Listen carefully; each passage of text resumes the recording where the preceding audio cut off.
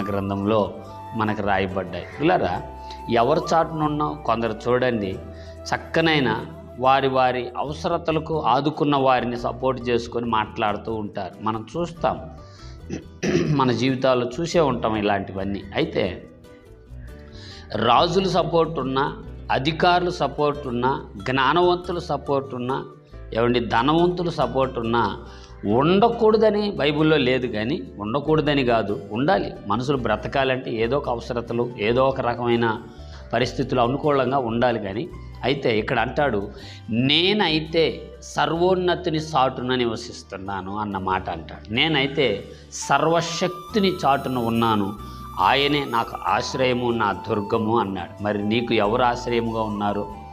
ఎవరు చాటున నీ ఆత్మీయత ముందుకెళ్తుందో, ఎవరి వలన నువ్వు బలపడుతున్నావో నీకు ఒక మంచి క్లారిటీ ఉండాలన్నదే దేవుని ఉద్దేశం.